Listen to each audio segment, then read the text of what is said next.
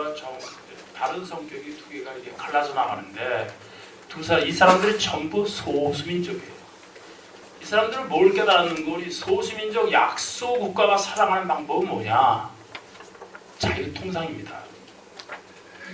자유통상이야말로 이것이 약소 국가도 살 수 있는 거의 유일한 방법이다. 이걸 깨달은 사람들이에요.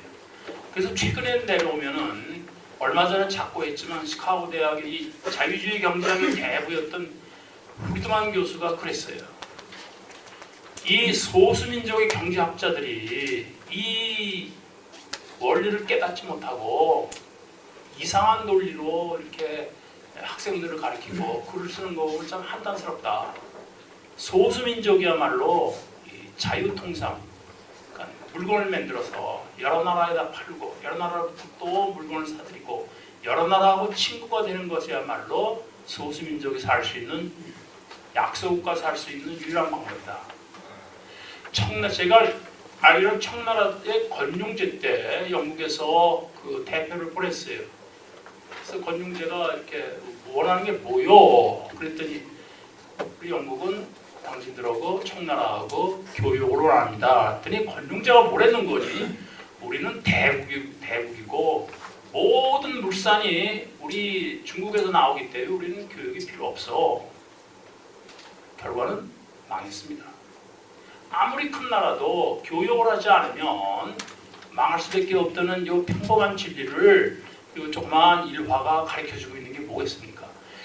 통상을 해야 됩니다. 우리 이런 말 있잖아요. 싸움은 말리고 흥정은 붙여라. 이게 바로 그거예요.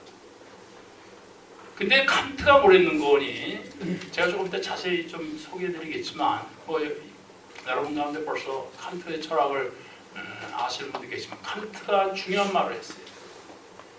자연은 현명하게도 여러 나라로 나눕니다. 국경으로. 근데 또한 자연은 더 현명하게도 통상이라는 이름 아래 이 나라를 평화롭게 묶어준다. 전쟁이 있는 곳에는 통상이 있는 곳에는 전쟁이 없다. 이런 말을 했어요. 여러분들 지금 물건을 팔려고 하는 판인데 전쟁이라면 어떻게 물건을 팔겠어요? 그러니까 이익을 쫓아가는 게 그래서 칸트는 대단한 도덕 철학자인데 뭘 했는 거 아니? 한 나라가 독립해서 살 수 있는 것은 도덕이 아니라 재물이다 그랬어요. 놀라운 선언입니다. 그래서 칸트 생각에는 그 영국 평화론의 보장 보록, 그러니까 서프리멘트 보록에 나오는 얘기인데 감성과 이성이 있는데 이성은 조금 더 말씀드리기 좀 여러 가지인데 이 시장 경제야말로 감성이 지배하는 거다. 근데 이 감성과 이성이 만나는 곳이 어디냐? 이게 바로 평화다 그랬습니다. 왜? 이성으로는 평화가 이루어질 수 없다고 그랬어요. 이성 하나만으로는. 그래서 감성이 들어오는 바람에 말하자면 물건을 팔고 하는 이 통상이야말로 전쟁을 막는 거다. 근데 이 박사가 독립정신에 보면요 똑같은 말을 했어요. 이 상업과 통상이 흥황하는 곳에는 전쟁이 없다는 걸 벌써 이 양반은 감옥에서 독립정신을 쓸 때 여러 차례가 나옵니다. 여기 아마 독립정신을 우리말로 아주 편하게 이렇게 해설한 분이 계실 거예요. 예. 그래서 아실 거예요. 아주 여러 차례가 나요. 한 번도 아니고 지나가듯이 그냥 쓴 게 아니고 여러 차례 강조를 하는 게 통상이 있는 곳에는 전쟁이 없다. 두 분이 똑같아요. 제가 이 책을 쓰면서 독립협회 글도 몇 편 읽어보고 또 당시에 유행하던 여러 책을 읽어봤습니다. 그리고 우리나라에서 선각자들이라는 분들의 동양 평화론도 읽어봤고 아시아 평화론도 읽어봤습니다. 그런데 평화와 통상을 연결한 분은 이승만 하나예요. 그래서 여기서 제가 착안을 해서 이 양반이 어떻게 칸트를 알아서 이게 중요한 걸 빼뜨리지 않고 이거를 계속 아까 사회자께서도 말씀하셨다시피 독립정신이라는 책에서 독립정신이 6가지 그 얘기를 하고 있습니다. 통상, 외교, 의리, 교육해서 6가지를 말씀하고 있는데 독립을 하려면 이 6가지가 필요하다. 근데 그때 제일 먼저 독립 요지로 내세운 게 통상이에요. 근데 생각을 해보세요. 지금은 많이 좋아졌어요. 근데 100년 전 그 이전에는 산농공상에서 상업은 양반집에서 가르치지도 않고 집에서 내쫓았어요. 제가 이제 2년 후면 우리 연세대학교 성경대학 100주년인데 그래서 그 역사를 좀 들여다볼 기회가 있었습니다. 최초의 상경대학 상과 학생을 뽑는데 그렇게 힘이 들었대요. 그다음에 연세대학도 세브란스 병원에 있어요.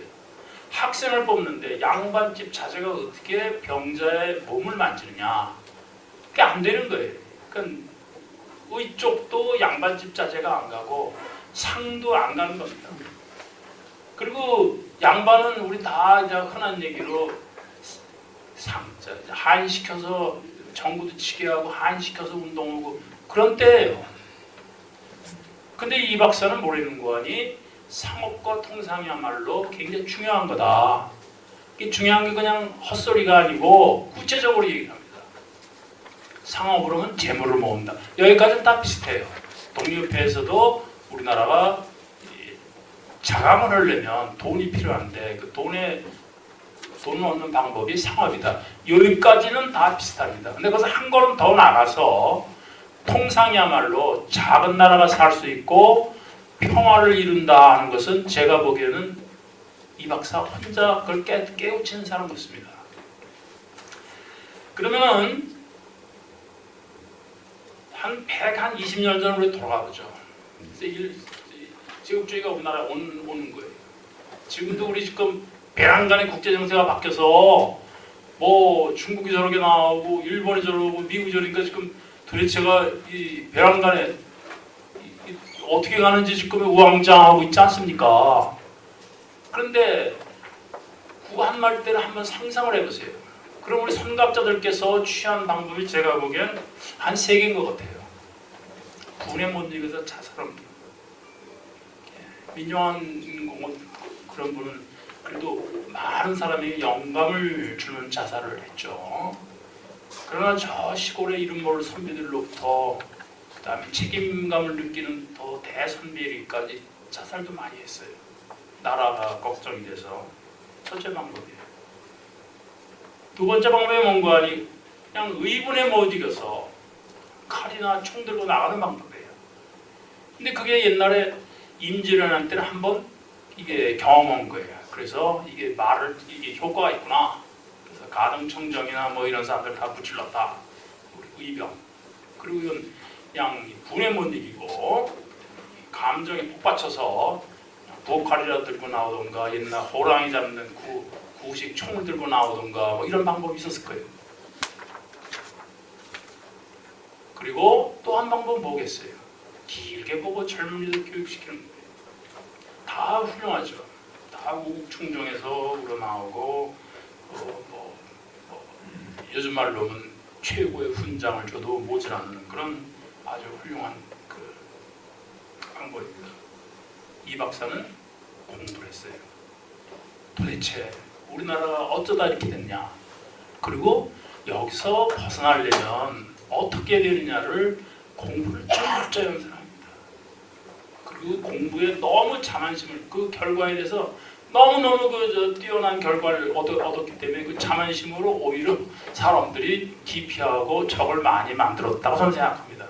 그러니까 당시 제가 이 박사를 써서 본 게 아니라 이 박사하고 쌍둥이가 되는 사람이 있어요. 300년 동안 오스트리아 헝가리 합스부르크의 식민지로부터다가 300년 만에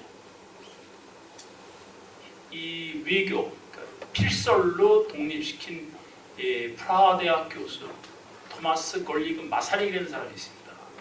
이 사람이 1차 대전 4년 만에 일개 프라하 대학 철학 교수가 윌슨을 설득시켜서 300년 동안의 종의 멍에 있던 자기 민족을 4년 만에 독립시킨 사람이 있어요. 외교만으로. 아마 이 박사는 거기에 크게 공부됐을 거예요. 자, 이렇게 그런데 이 마사릭도 공부를 엄청나게 한 사람이에요. 9개 나라 말을 하는 사람이에요. 그 체코와 슬로바키아가 300년 동안 이민족의 지배받으면서 지식인들이 다 없어져 버렸어요.